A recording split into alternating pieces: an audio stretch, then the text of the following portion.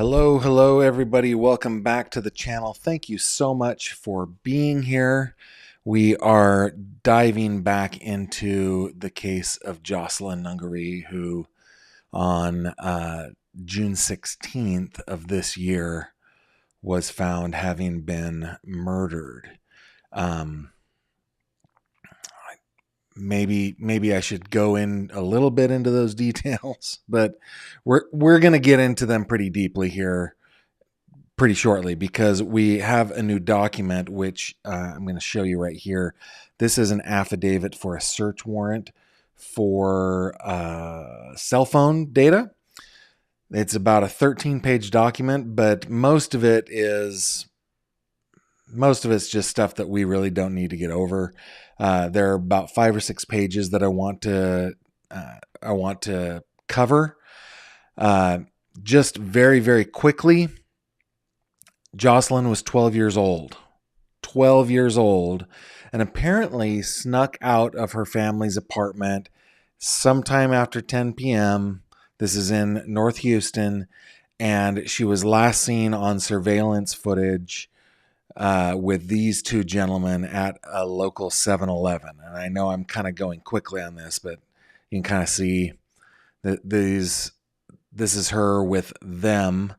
And Jocelyn was then not seen alive past about that time. And the two people that were arrested are Franklin Jose Peña Ramos, 26-year-old man, an illegal immigrant. Here is a photo of his arrest from Click to Houston. His co-arrestee, co-suspect, co-conspirator, co-murderer, however we want to say that, is Johan Jose Martinez Rangel, 22 years old, also an illegal immigrant. Here is also a picture of his arrest. He was known as Gordo. So what I want to do is I want to dig into this because there are some details in the search warrant affidavit that are that we haven't heard before. And we're going to get into this just a little bit. So let's go ahead and dig in. Before we do, I can get to that later. Let's go over here, okay? This is Harris County, which is the Houston area of the great state of Texas. I'm just going to kind of skip over all this stuff and get to the affidavit, okay? This is the actual warrant itself. And basically, it's just saying, hey, you're getting stuff from T-Mobile. But here is the affidavit, and I'm going to skip over the first couple of paragraphs because it's all about, here I am as a peace officer, this is why I'm qualified, so on and so forth. Okay, so starting at paragraph 3, on June 17th, 2024 at approximately 6:49 a.m., I was notified that the body of a juvenile female had been discovered by a passerby near 400 West Rankin, Houston, Harris County, Texas. Obviously, the little juvenile here is 12-year-old little Jocelyn. The body was lying under the bridge in the bayou. Her hands and feet were bound. She was nude from the waist down, and she did not have any identification on her person. She was not positively identified at that time. Houston Fire Department Captain Dillon arrived on scene along with emergency medical personnel and pronounced the juvenile female deceased at 6:30 a.m. I should say, by the way, this document does not do a very good job of redacting certain things. Because they are public information, I'm going to just go ahead and read it, but it just reminded me that it said Captain Dillon, and there are some other names in here that they probably should have redacted from the public, but Texas is a state that is pretty good, when it comes to transparency. Okay. So little Jocelyn was pronounced dead at 6:30 a.m. on the 17th. She went missing on the 16th. I spoke with Sergeant R. Olive, a certified peace officer in the state of Texas and a credible and reliable person employed with the Houston Police Department. He informed me that he had become aware of a missing person near where the juvenile female's body was found. He spoke with the reportee, Alexis Nungaray, who, and I'm sorry, I've heard so many different pronunciations. I think like the Spanish would be Nungaray. So I'm sorry that I'm going back and forth on a lot of these. My mind doesn't keep it straight sometimes. So Ms. Nungaray reported that she last saw her daughter on June 16th at approximately 9:15 p.m. The juvenile daughter, Jocelyn, was inside of their apartment. The next morning, on the 17th, Ms. Nungaray discovered that Jocelyn was missing. She used a tracking application to try to find Jocelyn via her cell phone. Ms. Nungaray reported that she was able to track her daughter's cell phone to an area around the skate park located near the southwest corner of Rankin Road and Kukendall. I'm sorry, guys. I have forgotten how to pronounce this, but Kuykendall, whatever. I noted that this area is very near the bayou where the juvenile female's body was recovered. Ms. Nungaray also said that she has another child, a 5-year-old, and his cell phone was also missing from the apartment. Ms. Nungaray described Jocelyn's phone as a dark-colored cell phone and her son's phone as a gray cell phone. She told Sergeant Olive that Jocelyn's cell number is redacted and that her son's cell number is also redacted.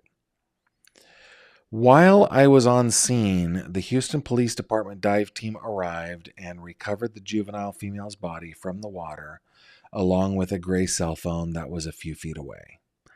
I made contact with A. Hernandez, a crime scene investigator and a credible and reliable person employed with the Houston Forensic Science Center. There have been a lot of crimes, guys, by the way. This is reminding me that I have covered here on my channel in the Houston area, including Alexis Sharkey, Shelby Thornburg. So these are all departments that I know on our channel we're pretty familiar with. But basically, it's the FSU, right? The Forensic Services Unit. So investigator Hernandez arrived on scene and began to collect and process evidence. CSI Hernandez recovered a pair of blue jeans from under the bridge, as well as a dark-colored cell phone near the top of the embankment, leading down to where the juvenile female's body was found. If we look here, we can see blue jeans. Looks like she's wearing some Chucks, some Converse All-Stars, wearing a dark blue or a black t-shirt with a long sleeve shirt underneath it. At 12, she was thinking that she was safe in the middle of the night at the 7-Eleven, which is just tragically sad to me. Okay, so the blue jeans were probably hers. I also spoke with Kay Johnson, a forensic investigator and a credible and reliable person employed with the Harris County Institute of Forensic Sciences. She checked the body of the juvenile female for signs of trauma and observed marks around her neck as well as scrape marks on her backside. I don't know if that means like her back or her buttocks or something, but her backside. I was present during Investigator Johnson's examination, and I noted that the juvenile decedent's hands and ankles were bound and that she was nude from the waist down, but she did have tennis shoes on. I would imagine, again, it was those Chucks there. So they got her pants off, but her shoes remained on. Investigator Johnson reported that she did not find any identification on the decedent's body. The body of the deceased juvenile female was taken to the Harris County Institute of Forensic Sciences on June 18th, so the following day. I spoke with Dr. Baden, an assistant medical examiner and a credible and reliable person. I love how he includes that in this. Employed with the Houston, the HCIFS. Dr. Baden informed me that she performed the autopsy on the body of the deceased juvenile female. The medical lab number assigned to this victim is ML24-2407. She reported that the victim was identified as Jocelyn Nungarai, a white female. Date of birth, December 27th, 2011. She was a Christmas baby. That, our oldest child was born on Christmas.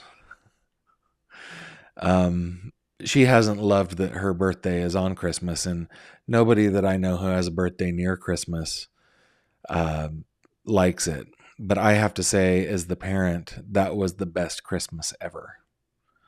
Best Christmas ever. And little Jocelyn Nungarai was, to her family, probably the most special Christmas gift ever.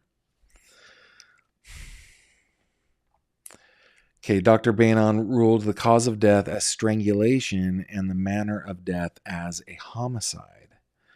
My team and I, let me go back up. This is T. Tyler. I should make sure. Let's see. Give me just a second here, guys. Todd Tyler is the name of this affiant. So going back up here. Officer Tyler, or detective or investigator, whomever. My team and I began to canvass the surrounding area for surveillance cameras. I spoke with V. Pham, a certified peace officer in the state of Texas, and a credible and reliable person employed with the HPD. Officer Pham works in the video technical unit of the homicide division. He reported that on June 18th, 2024, he was able to recover video surveillance footage from the 7-Eleven store located at 12411 Kuykendall Road, however that is pronounced, which is approximately 1 block from where the body of Jocelyn Nungarai was recovered. I obtained and reviewed still images from that video and observed Jocelyn along with a male wearing a pinkish colored short sleeve shirt. Let's go over to these photos. Yeah, I wondered that. I thought it was white, but yeah, it's obviously pink in this photo. And there he is in that same, probably Houston Astros hat or some kind of base Texas themed hat in a pink shirt, following behind her as she's on her phone, walking along the entryway of that 7-Eleven. There he is next to her. She's wearing a black Venom t-shirt, looks like. Anyway.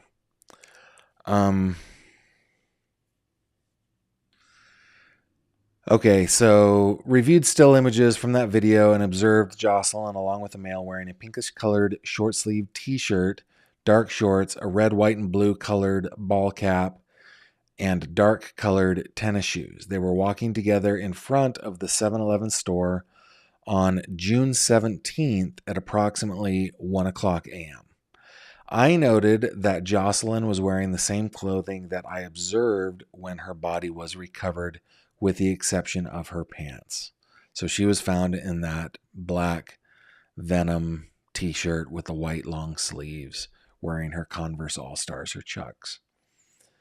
I spoke to Jay Wallenschlager, a certified peace officer in the state of Texas and a credible and reliable person employed with the homicide division of HPD.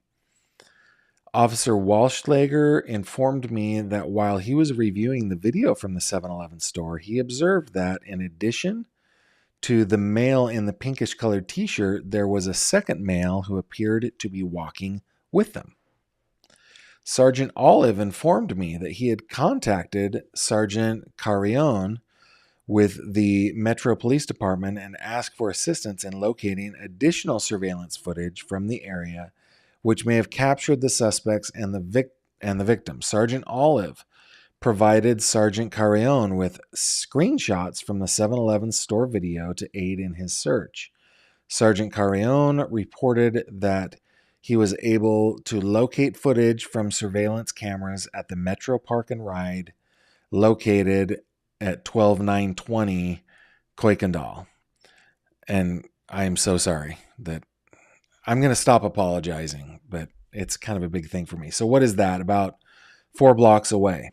In that footage, he observed the same 2 men from the 7-Eleven store video. They were walking south toward Rankin Road. I noted that this is near where the 7-Eleven store is located. Sergeant Carrion provided a still photo from the park and ride camera. In the still photo, I observed the same male wearing the pinkish colored short sleeve t-shirt along with a second male who was wearing a tan colored cap, a black short sleeve t-shirt, blue jeans, and white shoes. And we see them in this one, right? Tan colored cap, black t-shirt, blue jeans. We can't quite see the white shoes in this photo, but I believe the affiant that they are white. Yeah. In that footage, he observed blah, blah, blah. Okay. Provided still photo, blah, blah, blah, blah, blah. Okay, here we go. I obtained and reviewed surveillance footage from cameras located at the North Houston Skate Park, located at 12351 Kuykendall Road. So a little bit in the opposite direction, right? If 7-Eleven is in the middle, it's, it's the opposite direction of the 7-Eleven from the park and ride. Okay. In the video footage, I observed 3 people walking westbound in the 400 block of Rankin Road at approximately 12:57 a.m.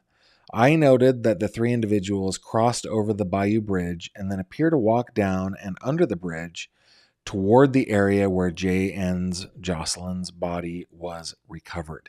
When I read that, it seems to me that she voluntarily walked down there. Can't imagine. I mean, a 12-year-old is naive, right? They're inexperienced. They're ignorant to the dangers that are around them, oftentimes. But they walked down under the bridge. It seems voluntarily she went with them.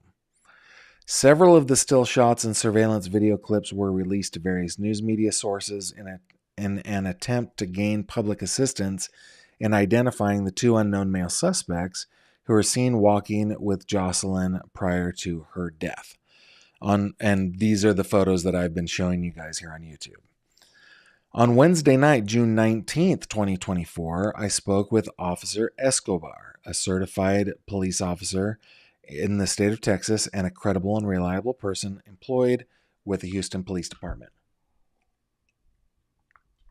Officer Escobar informed me that on June 19th, 2024, he received a phone call from a person named Robert Quintana. Robert Quintana stated that he works in Laredo, Texas, and that he had a friend named Joe who is living in Houston, Texas. Quintana stated Joe sent him text messages indicating that he believes he is currently living in the same apartment as the 2 men who were responsible for the death of the 12-year-old girl. These are details that we have known, right?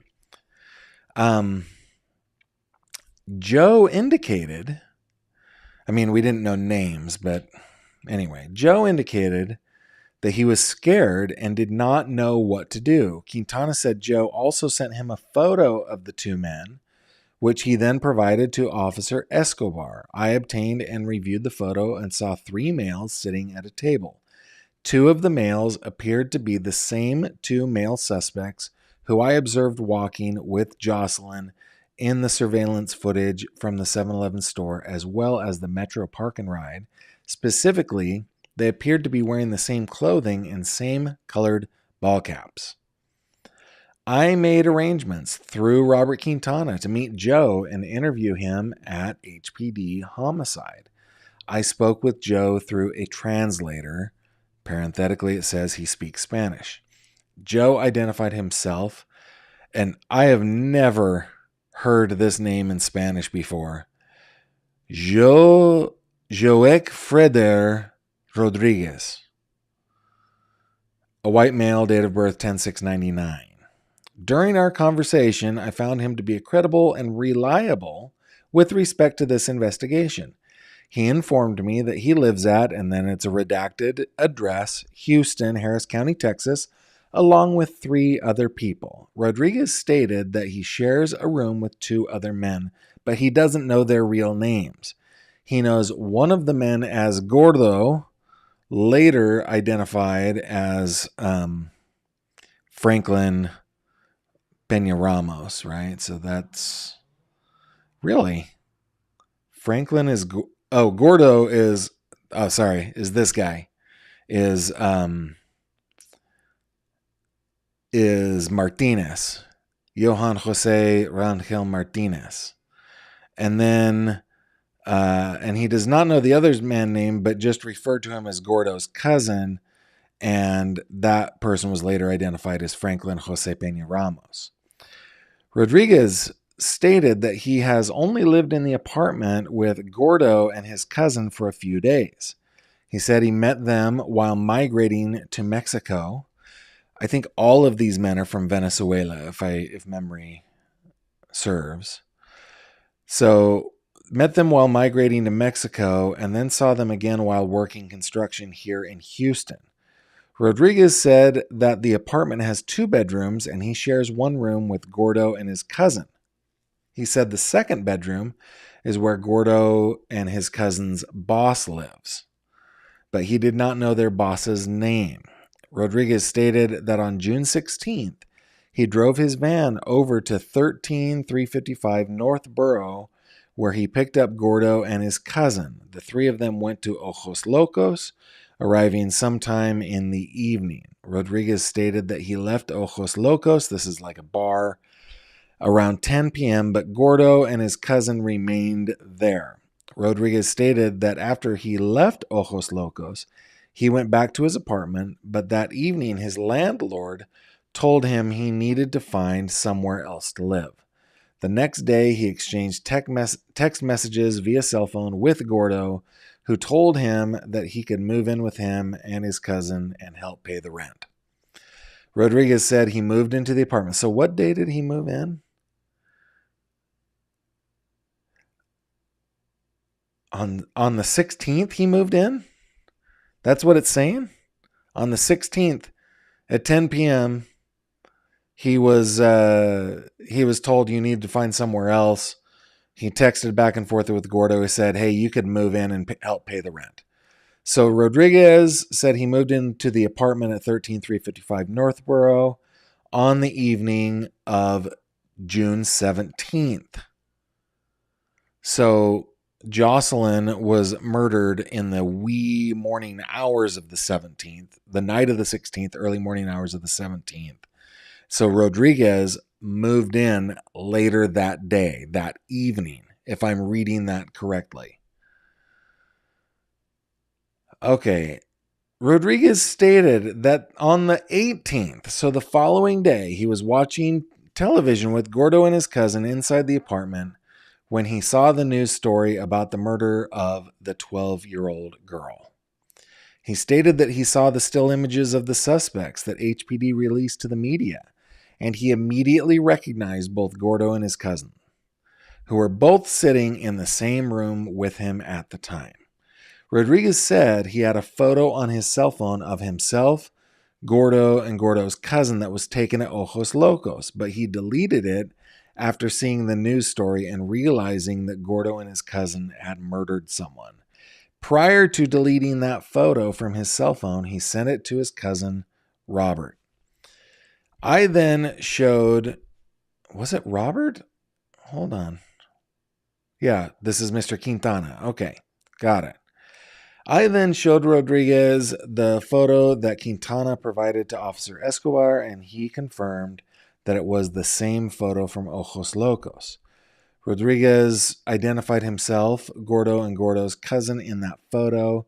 He also confirmed that Gordo and his cousin were the same people he saw in the photo of the 2 male suspects, which was released by the Houston Police Department. Rodriguez provided a phone number for Gordo, which they have redacted. I spoke with Raul Nieves Salinas, a white male, date of birth, doesn't matter, through a translator. He speaks Spanish, and found him to be a credible to be credible and reliable with respect to this investigation. Salinas informed me that he lives at 13355 Northborough, but was confused as to the apartment number. He told me he lives in the same apartment with a man he knows as Franklin, later identified as Ramos, this guy, as well as a man he knows as Chachis, later identified as Rangel Martinez. He stated that Franklin and Chachis both work for him. Salinas informed me that he has communicated with both Franklin and Chachis multiple times via Chachis' cell phone. He provided a phone number, which is redacted, for Chachis. I noted that this was the same phone number that Rodriguez had provided for Gordo. So it does seem like they're sharing the same cell phone. Salinas indicated that he has had communication via cell phone with Chachis multiple times over the last few weeks, including June 19th. Salinas said he was giving Franklin a ride home on June 19th when Franklin said, quote, "Can I talk to you about something?" close quote. Salinas stated that Franklin then told him that they, in quotes, had made a mistake after partying on Sunday night the 16th and had hurt someone, and that the person is now dead. After dropping Franklin off, I'm trying to remember. Franklin is Ramos, right? Yeah. Franklin Jose Peña Ramos. So he's feeling guilty, and he tells his boss that they had made a mistake and they had hurt somebody. That person is now dead. So after dropping Ramos off, Salinas went to his girlfriend's house and told her what Franklin had said to him. His girlfriend told him about the 12-year-old girl who had been murdered and then showed him the still images of the suspects that HPD had released. Salinas said he recognized the suspects as Franklin and Chachis, so he called the police to make a report. Salinas confirmed that Franklin and Chachis were still residing at the apartment there on Northborough. Based upon the information provided by Rodriguez and Salinas, we obtained arrest warrants for both suspects as well as a search warrant. So these are photos that I'm showing you of their arrest. Click 2 Houston was, I think, notified of what was going on. Okay, as well as a search warrant for the apartment. On the 20th at approximately 6 a.m., Houston Police SWAT ran the arrest warrants and search warrant at 13355 Northborough and took Franklin Jose Peña Ramos, a white male, and Johan Jose Martinez Rangel, a white male, into custody. Detective George informed me that upon their arrest, he noticed injuries on Rangel's arms and on Ramos's upper arms. Both suspects. I think this means, guys, that little Jocelyn fought for her life, and it's there's no consolation here. Of course, she lost her life violently and in the most despicable manner that two men can do to a little girl. So there's no consolation, but I am deeply proud of her for fighting back. That's one of the things that we have always told our daughters: do not go silently. If anything like this happens, you fight. You fight, you fight, you fight, you fight. And I am paternally, though I never knew Jocelyn, I'm paternally proud of her for fighting. Both suspects were driven to HPD homicide located at 1200 Travis, where they were interviewed by Detective Gonzalez and Detective Flores, who are both fluent Spanish speakers. At the time of arrest, Martinez Rangel was in possession of a Samsung Galaxy 15 cell phone, which was seized and tagged as evidence. I spoke with Detective Gonzalez. Excuse me, just a second. I spoke with Detective Gonzalez, a certified peace officer in the state of Texas, and a credible and reliable person employed as a detective with HPD Homicide Division. Detective Gonzalez reported that she met with Franklin and conducted. Franklin, of course, is Flaco, right? He's not Gordo. He is Franklin Jose Peña Ramos, 26-year-old. So she spoke with Peña Ramos and conducted a voluntary recorded interview. Oh my goodness. Thank you so much for stupid criminals. Okay. She advised Franklin of the Texas statutory warnings, and he indicated that he understood his rights and wished to waive them and participate in the interview. Franklin identified himself as Franklin Jose Peña Ramos, a white male. He stated that on June 16th, 2024, at approximately 3 p.m., he and Johan Jose Martinez Rangel arrived at Ojos Locos Bar, where they remained until after 10 p.m.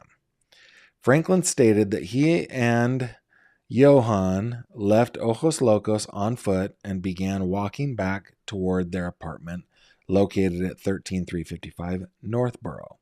He stated that along the way they got lost and ended up at a gas station where they met a girl, the complainant, Jocelyn Nungaray. Johan asked Jocelyn for directions to get back to their apartment. Franklin stated that as they were walking westbound on Rankin Road, he kissed Jocelyn on the lips. Guys, this is something that I'm sure we all realize, but the story, which will be filled with lies by the suspects, are going to have a little bit of the truth woven into them. Okay? And he's going to try to, well, if he's like any other human, right? He's going to try to make it appear that it's all very innocent, right? But the fact of the matter is, he's 26 years old and he's kissing a 12-year-old girl, according to him. I don't think that he was kissing her. But let's continue to read on. So he kissed Jocelyn on the lips. He stated that they continued walking towards the southbound side of the road where the embankment slopes down to the bayou. At that point, he saw Johan, who was behind Jocelyn, wrap his forearm around her neck. Johan kept his forearm around the complainant's neck and walked her to the area under the bridge. Franklin stated that he saw Johan put Jocelyn onto her back. While she was on the ground, Johan took off her pants, then he climbed on top of her. While holding her arms down over her head, Franklin said he told Johan to stop and that they should leave. However, Johan told him, "I have to finish what I started."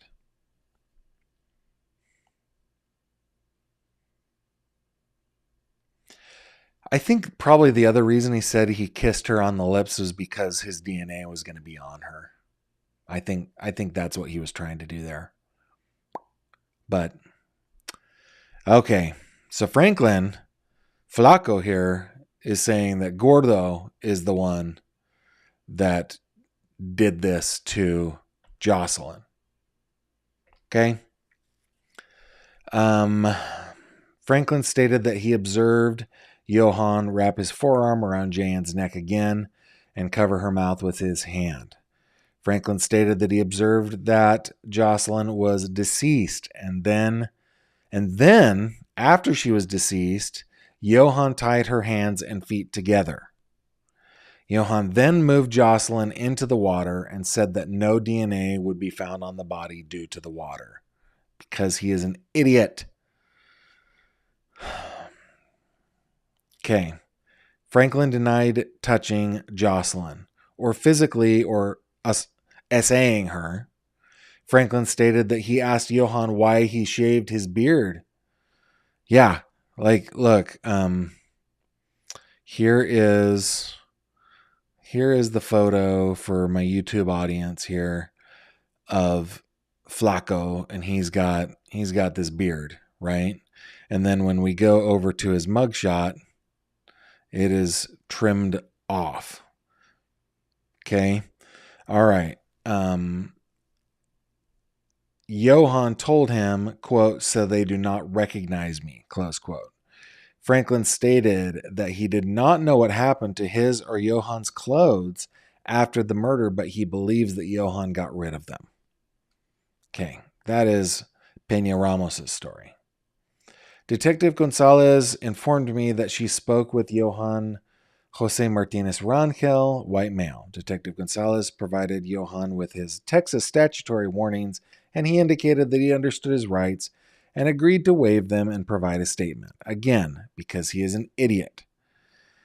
Johann confirmed his name and date of birth and provided his phone number as redacted. I noted that this is the same phone number that had previously been provided for Chachis and Gordo.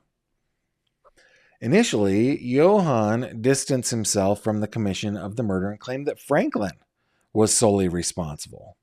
Eventually, Detective Gonzalez and Detective Flores completed the interview due to Johann's continuous denial. However, at approximately 4:50 p.m., Johann reinitiated conversation with Detective Flores, at which time admitted that he was the person who tied JN's legs and then told Franklin to throw her body in the bayou because the water would wash off the DNA. To me, this sounds like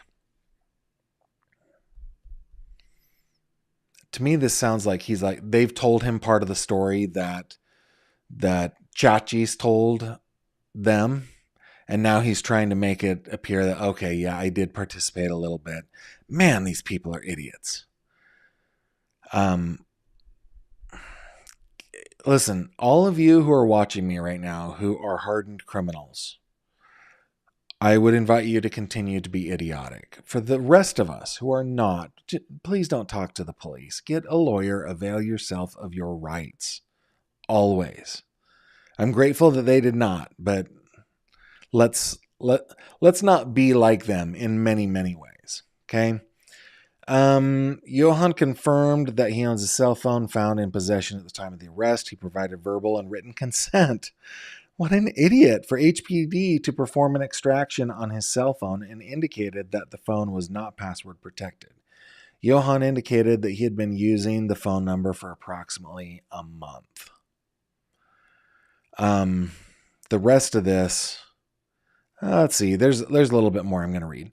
I reviewed the cell phone extraction for Johann Jose Martinez Rangel's cell phone and noted that it appeared that he had been actively utilizing the device from May 18th through June 20th. During that time frame, Johann appeared to send and receive many text messages, phone calls, and audio messages. He appeared to be utilizing various applications on his cell phone, including social media apps such as Instagram, Facebook, TikTok, and WhatsApp. I also observed that he was in communication with a contact saved as Franklin Primo via WhatsApp. I noted that there were text conversations. Primo, of course, guys, means cousin. Audio messages and multimedia messages between Johann and Franklin Primo. In several of the photos exchanged via WhatsApp between Johann and Franklin Primo, I observed images of two individuals whom I recognized by sight as Franklin Jose Peña Ramos and Johann Jose Martinez Rangel. Based upon the WhatsApp messages and images, I believe Franklin Primo to be Franklin Jose Peña Ramos. Based upon my review of his cell phone extraction, I believe that Johann Jose Martinez Rangel was in possession of and using his cell phone prior to, during, and after the commission of the murder. I don't think that they're going to include it in this because let's remember what a probable cause affidavit is, right? They just need to establish probable cause for, in this case, a search. So I'm kind of reading between the lines on this, and it's saying that he was using his cell phone during the commission of the murder. I would imagine that there's probably some evidence there. I would imagine some digital evidence. I hope so. And if there is, it's it reinforces my iron law about criminal mastermindery, right? Anyway, your affiant spoke with Detective Ortiz, a credible and reliable person and a certified police officer employed by HPD and assigned to the Criminal Intelligence Division. Detective Ortiz informed me that she researched the phone number through iConnective, which is a number portability administration center enhanced law enforcement platform database. Basically, it's just a database of the portability of phone numbers. The entity charged with reporting the provider of service for the telecommunications industry, she informed me that between June 15th and June 20th, cell phone was serviced by T-Mobile. And then it gets into a whole narrative as to why the cell phone is important to their case, but it doesn't give us anything else related to the case. It just is an application to get stuff off of that T-Mobile device and from T-Mobile itself. And that is the end of this search warrant affidavit, which was dated the 12th of July, 2024. Okay, let's go to some comments here. First, I wanted to thank Lelia660, gave me a super chat that says, thanks for being such an amazing victim advocate. Well, thank you, Lelia, for supporting me here on YouTube. Let's see if there's a couple other things here. Let's see if anybody... Yeah, looks like you're just all talking with one another. Let's just want to scroll through here. Lelia660 says, I'm not familiar with this case. I need to catch up. Yeah, and Lelia, this is my third video on the case on the channel. You should check it out. You can also check out a couple of other channels that have done stuff on this case.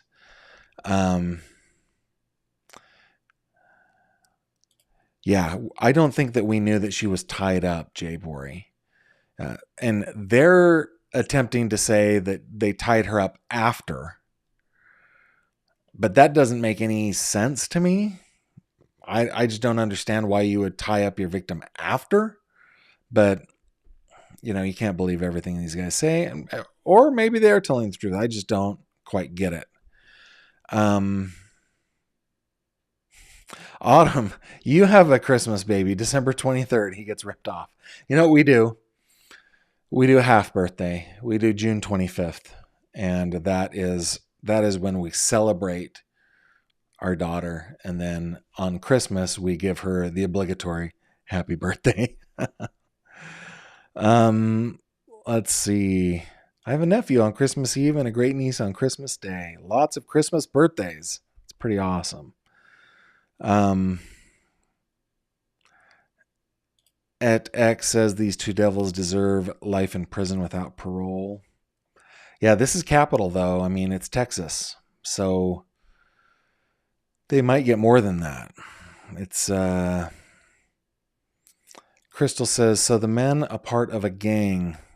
So I think the likelihood is probably high. I don't know specifically that they were, but I think it's likely that they were back in their home country. That seems to be a recurring theme in when it comes to illegal immigration here in the United States, especially from Central America.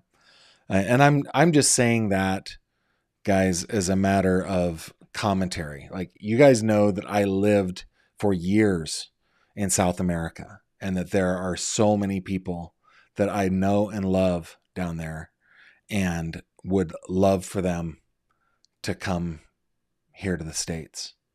I'm just not willing to, and they're not willing to, because they're law-abiding people, not willing to break the law in order to do that. Yeah, guys, I love these comments. Wow, some mistake.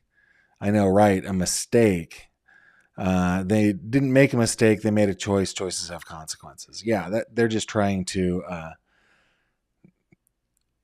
justify what it is that they did. And Sandy, you are absolutely correct. Let's see. Jay Bori says, I've heard she knew them from their apartment. They all lived around the same apartment. And they asked her to take them back to the apartment because they forgot the way. I mean, that does sound like it's probably credible. I think her family had just moved into the area pretty recently too. But yeah, these guys spent what, 7 hours in a bar? I imagine they were a little borracho, right? They were a little tipsy. So they probably could not find the apartment, and maybe Jocelyn was being a good Samaritan. Maybe that was the deal. And it tracks. I mean, that tracks with me that a 12-year-old girl wouldn't understand the danger. Oh my goodness. Let's see if there's anything else.